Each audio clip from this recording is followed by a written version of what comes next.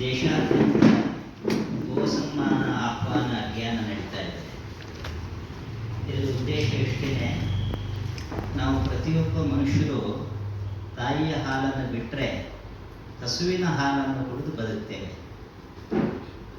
ಕೋಟಿ ವಿದ್ಯೆಗಳಲ್ಲಿ ಮೇಟಿ ವಿದ್ಯೆ ಲೇಸುವಂಥ ಮಾತಿದೆ. ಈ ಕೃಷಿಗೆ ಹಸುವೇ ಮೂಲಾಧಾರ.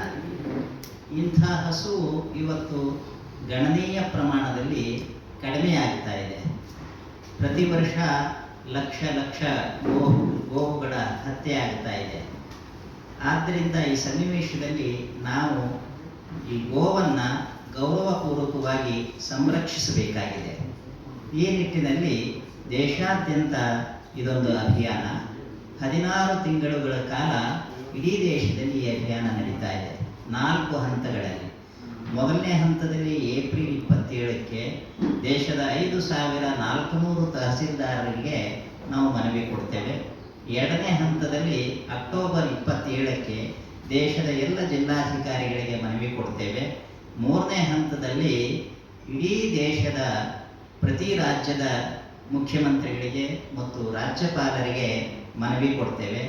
ನಾಲ್ಕನೇ ಹಂತದಲ್ಲಿ 2027 ಫೆಬ್ರವರಿ 27ರಿಂದ 5.5 ತಿಂಗಳ ಕಾಲ, ಅಂದರೆ ಆಗಸ್ಟ್ 15ರವರೆಗೆ ದೆಹಲಿಯಲ್ಲಿ ಕೋಟಿಗಟ್ಟಲೆ ಗೋಭಕ್ತರು ಸಂತರು ಸೇರಿ ಧರಣಿಯನ್ನು ಮಾಡೋರಿದ್ದೇವೆ. ಆ ಧರಣಿಯಲ್ಲಿಯೂ ಕೂಡ ನಮ್ಮ ಬೇಡಿಕೆ ಈಡೇರದೇ ಇದ್ದ ಪಕ್ಷದಲ್ಲಿ 2027 ಆಗಸ್ಟ್ 16ರಿಂದ ಆಮರಣ ಅಂತ ಉಪವಾಸ ಸತ್ಯಾಗ್ರಹವನ್ನು ಸಂತರು ಗೋಭಕ್ತರು ಕೂಡಲಿದ್ದೇವೆ.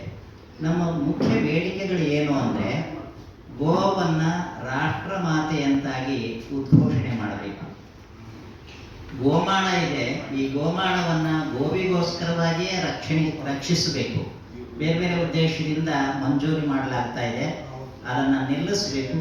ಗೋವಿಗೋಸ್ಕರವೇ ಗೋಮಾಳ ಸಂರಕ್ಷಣೆಯಾಗಿರಬೇಕು. ಮತ್ತು ಗೋಹತ್ಯೆಯನ್ನು ಸಂಪೂರ್ಣವಾಗಿ ದೇಶಾದ್ಯಂತ ಏಕ ಕಾನೂನಿನ ಅಡಿಯಲ್ಲಿ ನಿಷೇಧಿಸಬೇಕು. ಈ ಮುಖ್ಯವಾದ ಬೇಡಿಕೆಗಳನ್ನು ಇಟ್ಕೊಂಡು ಈ ಅಭಿಯಾನ ನಡೀತಾ ಇದೆ.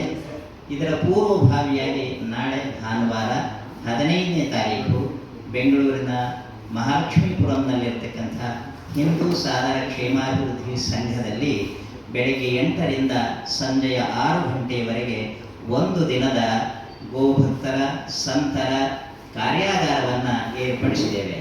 ಈ ಕಾರ್ಯಾಗಾರದಲ್ಲಿ ರಾಜ್ಯದ ಮತ್ತು ಹೊರ ರಾಜ್ಯದ 100 ಗೋ ಸಂತರು ಹಾಗೂ ರಾಜ್ಯದ ಪ್ರತಿ ತಾಲೂಕಿನ ಪ್ರತಿನಿಧಿಗಳು, ಸುಮಾರು ಒಂದು 500ರಿಂದ 600 ಜನ ಗೋಭಕ್ತರು ಈ ಕಾರ್ಯಾಗಾರದಲ್ಲಿ ಭಾಗವಹಿಸಲಿದ್ದಾರೆ.